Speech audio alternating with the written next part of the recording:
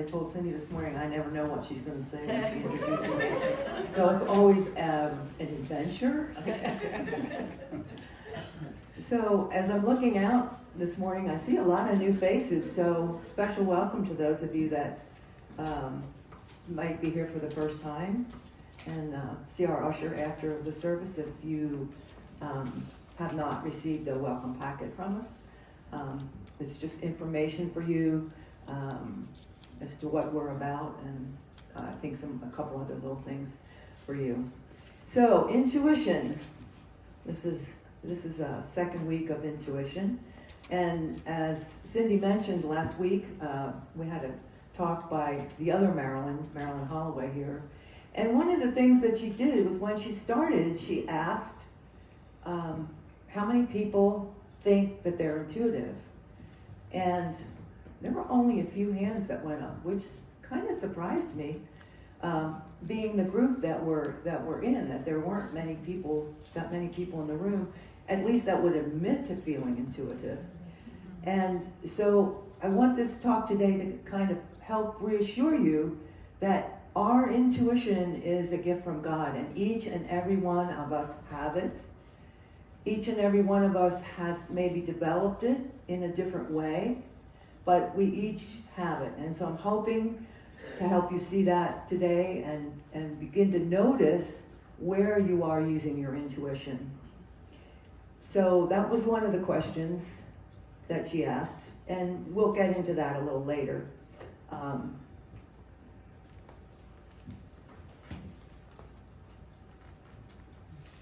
It might help me to see.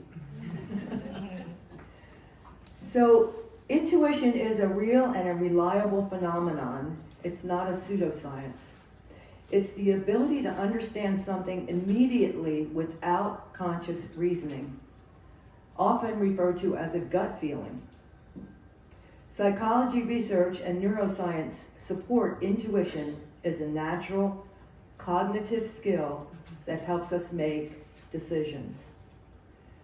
So it's proven by science now, and I often say this, science is proving now what metaphysicians were teaching thousands of years ago, and we now have the science to back that.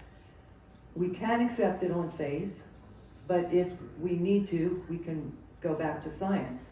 And I, for one, will tell you that I always had some faith, but when I started learning and studying deep science is when my intuition told me that this just couldn't have all happened by accident, that there's something behind and beneath all of this. So how it works, how does our intuition works? It arises from the unconscious mind rapidly analyzing past experiences, knowledge, and patterns to predict outcomes.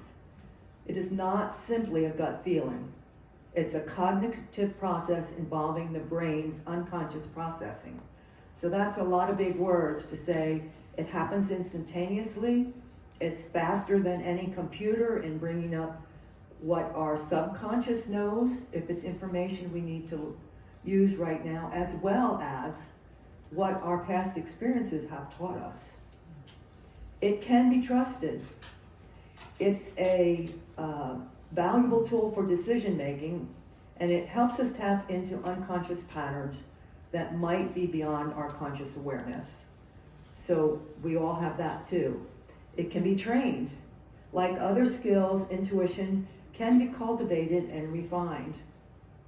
And it's used in various fields, making quick judgments in social interactions and to complex decisions in business. So we all use it. We might just not be aware we're using it. And highly skilled people often rely on intuition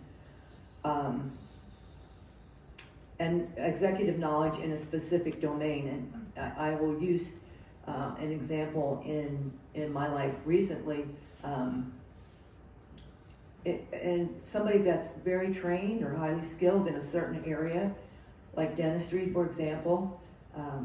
I love my dentist, and he had been prompting me to get a new crown. I had a tooth that had a crown, And I kept saying, it's fine, you know, I don't have any pain, it's fine. He kept saying, no, I really think you should do this. So the bottom line is, I decided, okay, I'm gonna go with him. I didn't realize I've been seeing him 16 years, I trust his intuition. And sure enough, there was decay underneath it. So had I not listened to his intuition, which was based on his experience and his knowledge and his connection, I might be in big trouble down the road. So that's just a simple everyday instance. So what does the Bible say about intuition? I had a feeling that was going to happen. How many of us have said that so many times in our lives? We've all said that at some point or event or a person. It's the feeling that causes us to know certain things without understanding how or why. We experience strong inner leanings toward or away from people, situations, or future decisions that we cannot explain, and many times, in the experience of the wise, those leanings prove to be correct. So many times we can't explain it, it doesn't make any sense to us, but if we have the faith and the trust and the courage to go with it, we'll find those are correct. Intuition is a gift from God, just like the other 12 powers that we talk about, like the gift of faith and the gift of trust, the gift of love, the gift of all of the gifts that God has given us, the gift of imagination, all of those gifts. Intuition is one also. And when we learn and develop and strengthen it, it can help us steer clear of disastrous decisions and relationships. To be in the image of God means that we have been designed on a different scale than the plant or animal kingdoms. We have a spirit. We can discern right and wrong. We have a conscience that bothers us when we choose wrongly. And we have intuitive suspicions about things we know very little about. Some people are naturally more intuitive than others, but we can all develop this gift to some extent by simply turning into it. What does Einstein say about intuition? Einstein valued intuition as a sacred gift, often stating that it is more valuable than intellect. He believed it is the source of great scientific breakthroughs and that it should not be overshadowed by the rational mind. Think about that. Einstein, a world-renowned scientist, valued intuition that much. A couple of his quotes: the intuitive mind is a sacred gift. Again, it's a gift. And the rational mind is a faithful servant. We have created a society that honors the servant and has forgotten the gift. Our society puts more value on our rational mind than our intuition. And our intuition is, he puts it above that. All great achievements of science must start from intuitive knowledge. How about that? The gifts of science start with the intuitive knowledge, not the other way around. So, we can strengthen our intuition. That's one of the things that I mentioned. So, how can you train yourself and your intuition? Intuitive thoughts are aha moments. Aha moments are intuitive thoughts. Are more likely to come when your brain is in the alpha wave area. And what that place is you're not fully awake and you're not fully asleep. You're in that little space in between. So you're not so relaxed that you could fall asleep any moment. You're just in a meditative state of mind, making time and room for the alpha waves to come in, those waves that our brain experiences when it's not fully engaged. We can use meditation, and we know that one of the unity principles is that prayer and meditation are the way to know God, the way to know Spirit. And so in a meditative state, we are open to receive more. We don't have our thinking mind involved. Nature. Research shows that you're more likely to come up with innovative insights after spending time in nature. And I don't know about you, but I know for me, if there's something bothering me, if I can go out and walk in nature, particularly by water, then I can just let go. I'm still aware, I'm not asleep, but I can let go and let that flow come into me. And time off, unplug. We're just are so busy working, moving, doing all the time. It's like, what are we doing? We become human doings instead of human beings. So we have to let ourselves unplug and breathe. Learn to use your breath, taking a deep breath. Sometimes when I'm really anxious, I just take 3 deep breaths wherever I am, whatever's going on around me. And I can get that feeling of being in that space to receive. How does intuition speak to us? Here's the thing that I know I had a problem with. I used to be told by people, oh, you're very intuitive. And it kind of frustrated me because I really thought I wasn't intuitive at all. And but other people could sense it. But what I realized was just like some other things, some other words that we have. When we think of being intuitive or intuition, there's all different ways that we can be intuitive.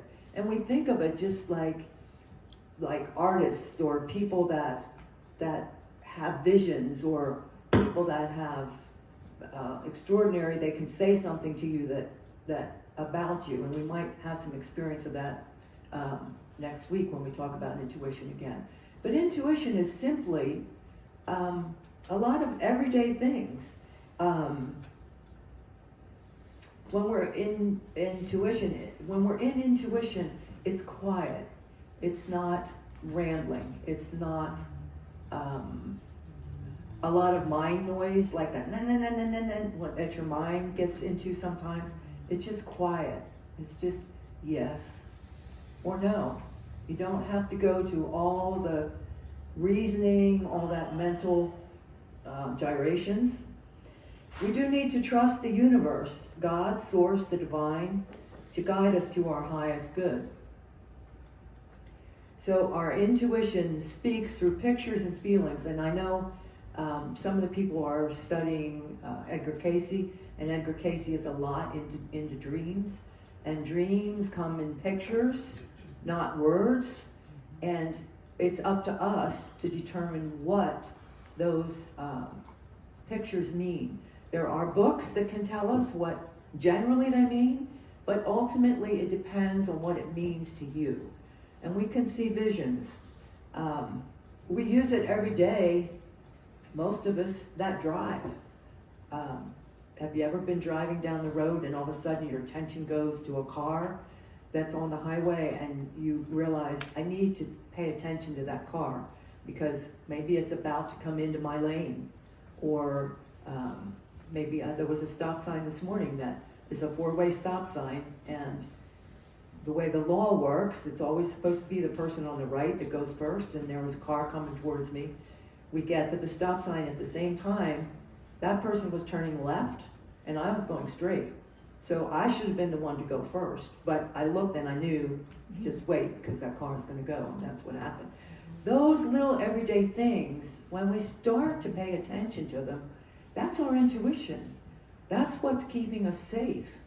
And I think we don't normally think of those kinds of things as intuition.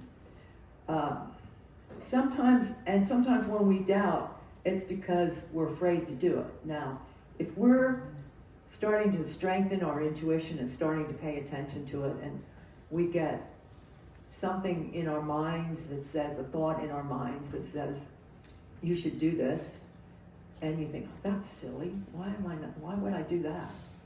Well, if you take a chance and follow that intuition, you'll find out whether it was a guide for you or not. And as you build on that, you start to realize that, okay, yeah, that is my intuition. And as that starts to happen, as you spend more time in prayer and meditation, it opens up the channels. It can open your heart and your soul. We were singing about our souls this morning. It creates that connection that we all have. And it does take trust and patience. An affirmation you can use is, I trust the universe to guide me towards my highest good. And we know that that's what Spirit, the divine, is wanting to use to guide us towards our highest good. And we can tell when we're not there if we have that monkey mind going on, and we can say stop if that's what it is. We can bring ourselves back into the quiet. But if we trust that and have faith that that will happen. So I have a few other examples from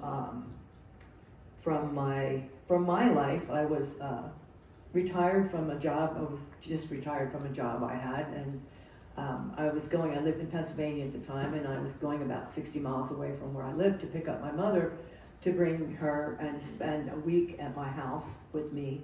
And it happened to be summertime, and I don't remember how old she was, but at any rate, it was really hot out, and that's the main reason why I was bringing her, because I didn't want her to have to stay in where she was in her second floor apartment with no air conditioning, so I wanted to bring her to my house. I was having car trouble, and just the day before, or a couple days before, I'm like, I need to get this checked out, because the car would stop on me a couple times. Sometimes I thought, I can't have that happen with my mom in the car, you know. So I made an appointment to get the car looked over and the car fixed, and it was going to be quite an expensive fix. So I went to the car dealer, and a friend was with me, and the friend said, you really should get a new car. I'm like, I just retired, you know. So when I got to drop the car off, went over into the sales area, because that was where you had to wait, and the salesman that I had bought some other cars from said, what are you doing here? And I said, I need to get the car fixed. I want to make sure it's safe, you know. And he said, you should get another car. I'm not going to do that. So it's like, okay, what do you have? You know, starting to listen. It's like, okay, stop fighting this. I'm starting to listen. So I listened, and first he said, nah, I don't really have anything. I said, well, do you have any of those cars that, that were in a rental company that they now sell? And he said, no, I don't have any of those either. And then he said, oh, wait a minute. Now, I had made the appointment in the morning, and they called me and said they couldn't take it in the morning, that I needed to come in the afternoon. So went there in the afternoon, and he said, I have this car. It's a guy that buys all his cars here, and he buys a new car every 2 years, so there's nothing wrong with it. We have all the things that were done to it, you know, all the oil changes, everything. Why don't you take it out on a test ride? No, I don't want to take it on a test ride. Not going to do it. So finally I'm sitting there, and I'm like, they're not going to stop bugging me, so I'm going to take it on a test ride. I took this car on a test ride, and I just was like, oh my gosh, I want this car. You know? And it was just that clear. I want this car. There was no in my mind, how are you going to pay for it? You know, this and that and the other thing.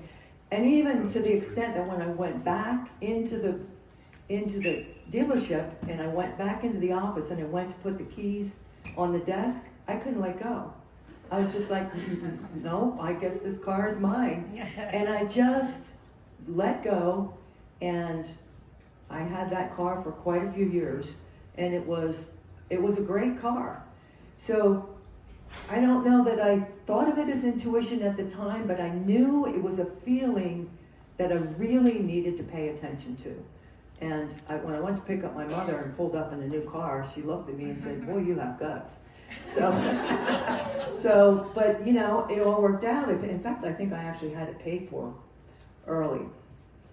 That's an example of just intuition flowing to me. Now, the other example that I have is that again, I was still living in Pennsylvania, and there was a course on, I don't know what they called it, maybe paranormal or some such.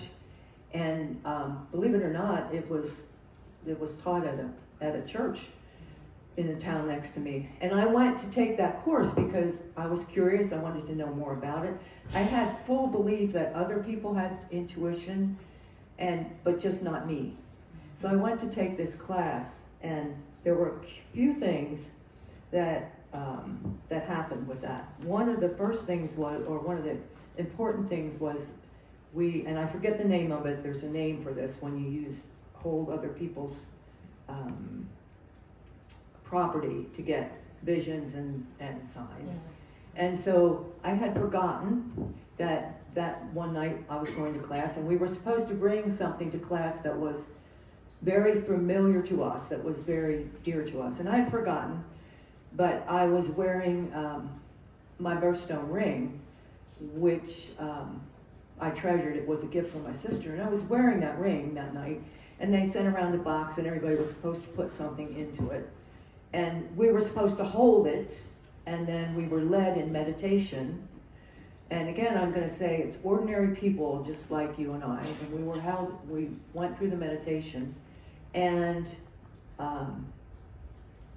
I'm thinking, this isn't going to work for me, I'm not intuitive, I was thinking all this stuff. But as I relaxed, I got two pictures in my mind. They didn't really make any sense. But the one picture was a picture of the railroad station in that town. And I was thinking, well, that's kind of weird. And then I thought, well, that can't be it, I'll get something else. So the second thing that came to mind was the post office and stamps. So we went through this meditation, and at the end, we came back and we started telling what our impression was of the thing that we were holding.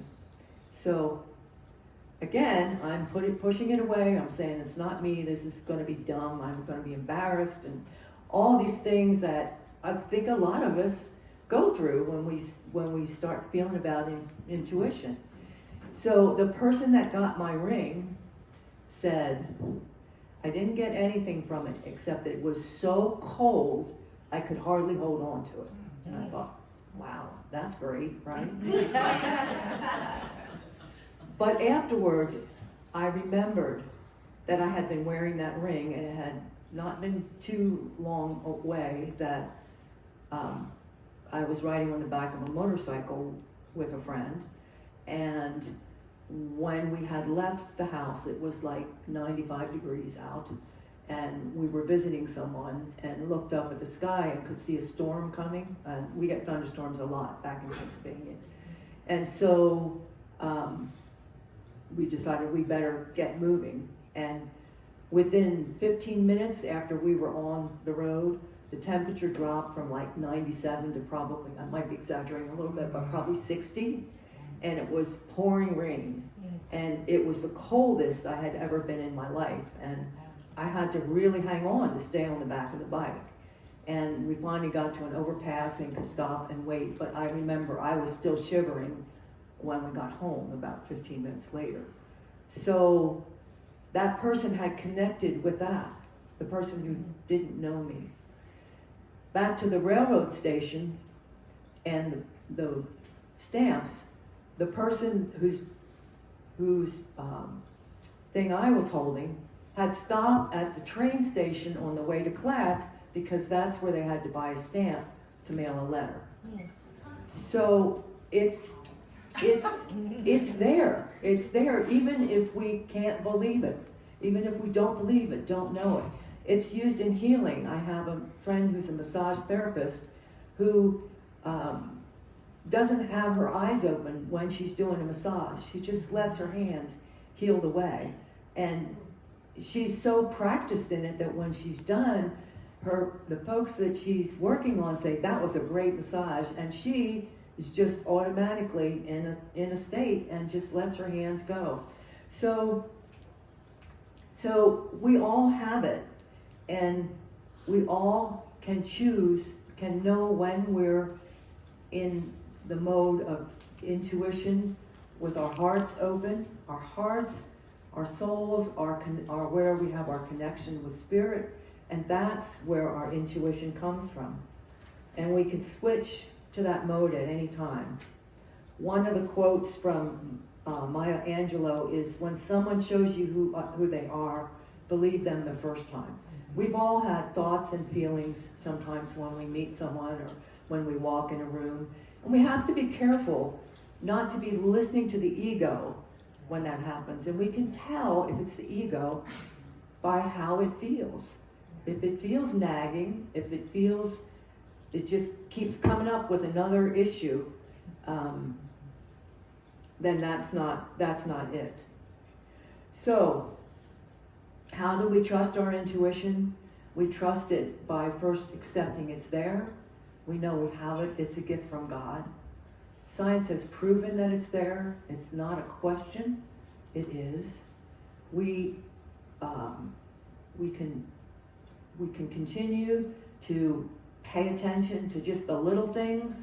It could be turn here, turn there. Take this with you when you might be thinking, what would I need that for? Take this with you.